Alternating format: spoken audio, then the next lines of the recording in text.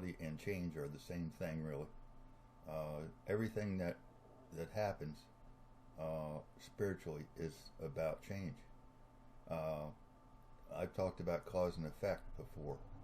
The reason that you can the, the the way we define a spiritual being is how much cause that person is, and the way we define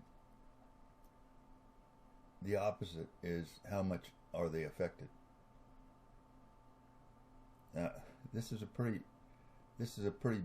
big deal here. The mind loves to be the same. It doesn't want to see change. So people always become religious for that reason. That's why we have religions. Religions are about something that they can depend on. And one thing that you can't depend on spiritually is anything that except love. That's the only thing that there is dependable spiritually. It's constantly in flux. That's the way it works. It's moving toward more love all the time. And it happens on all levels. Love is about change. Now, you notice that people fall in love, and you know, we're talking about relationships, spirit, sex, things like that. They fall in love and they get divorced. Huh. That would never happen if there was no such thing as change. If people say to each other, I'm going to love you forever. And how long is forever? Is it this lifetime? How long is it?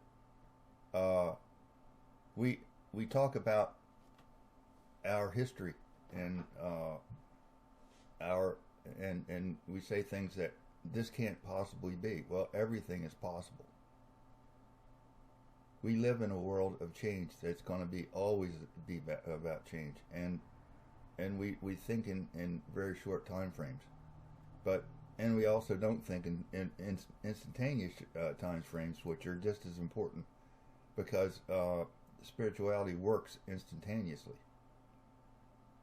The quantum world is about instantaneous developments. It's infinitely small, but everything changes infinitely fast.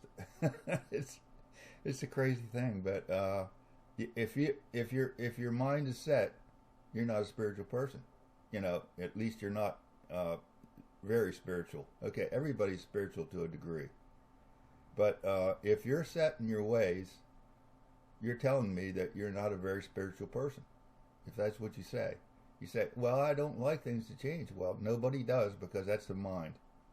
And the mind is a part of all of it. We all have a mind. That's what keeps it, allows us to be here to a degree. If we didn't have a mind, we couldn't be here. But the whole idea is to learn to be cause. And causes change. That's what how it works. It's a very cool thing. But the more you hang on to effect, the more you are effect, the less spiritual you are. Nobody is the same. Some of us can let go of certain things and can't let go of other things, and that's just the way we work. I mean, I can't tell you that there aren't things that I don't like. Okay, like you know, you go back to the Hindu philosophies. They talk to you about how they how not to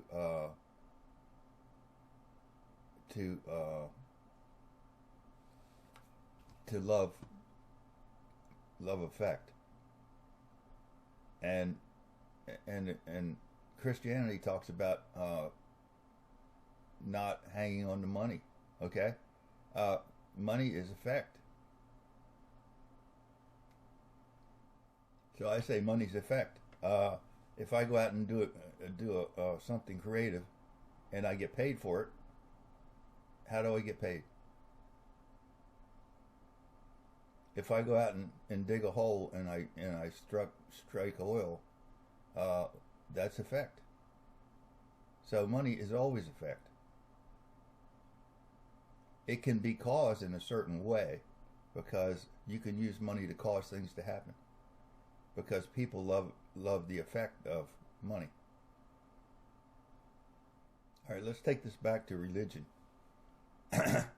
Religions are all about not changing.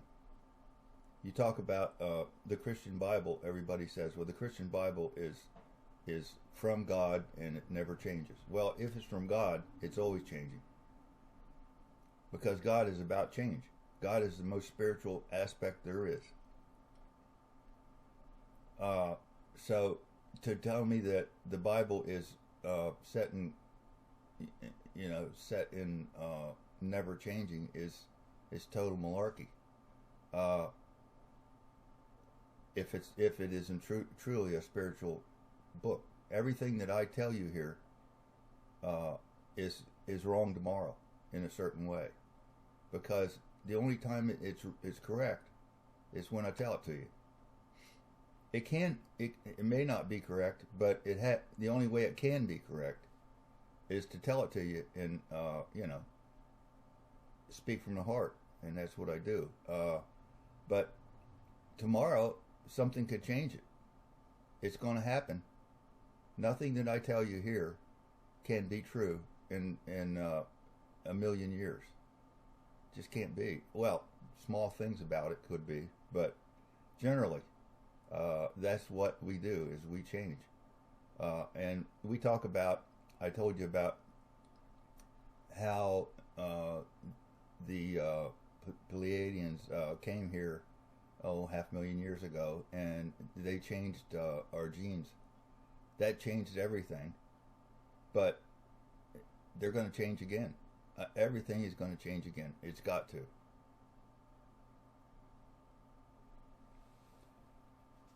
Can you see where this is going? We live in a world that we put a figure on. We say, okay, it started with a big bang, and it's in constant flux now. Well, believe me, there was time before that, and it was in constant flux before that. There is no such thing as something being stagnant in spiritual terms. It's always about flux. It's always about dynamics. And the more you can grab a hold of that and grab a hold of it, that's a non-spiritual thing, but grabbing a hold, because that means that you're stuck right there. So you let go of it. You let go of everything. Okay, I belong to a group called Eckankar, and Eckankar was brought into this world by Paul Twitchell, and Paul Twitchell called it the ancient science of soul travel. Now, he didn't call it a religion on purpose, because when you call it a religion, that means it's stuck. People don't like things that aren't stuck. It was real hard for people to grab a hold of what Paul was teaching. He's just one master, but and there are lots of them. But when no master holds on to anything, really, and Harold Klemp came along,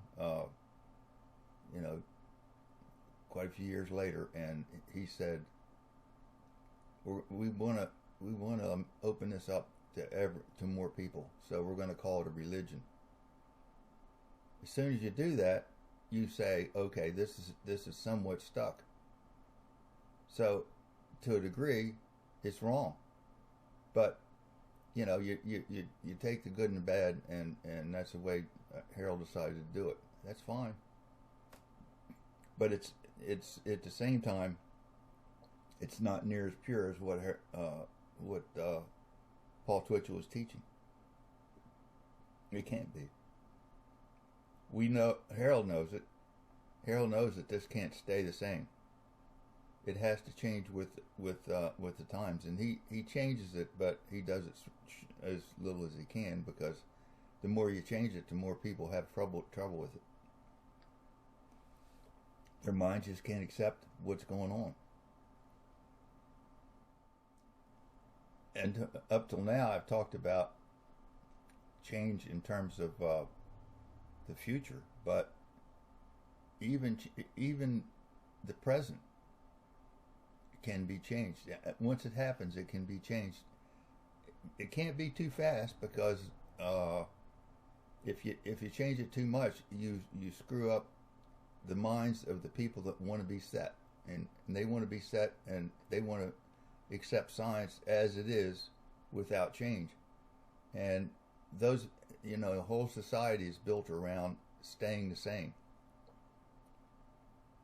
It wants things to stay the same. It wants the mind, and that's what science is about. Not telling you that there aren't creative scientists, because there are. Certainly there are. But anybody that's creative is not going to fit in as well as people that aren't. This happens in everything. It happens in music. It happens in art. If I just go out and paint a painting of something and it's exactly the same as what is there, there's really no creativity there. We're not creating anything. We're just putting down what we saw. And the more it changes, the more creativity is in the painting. And we have people like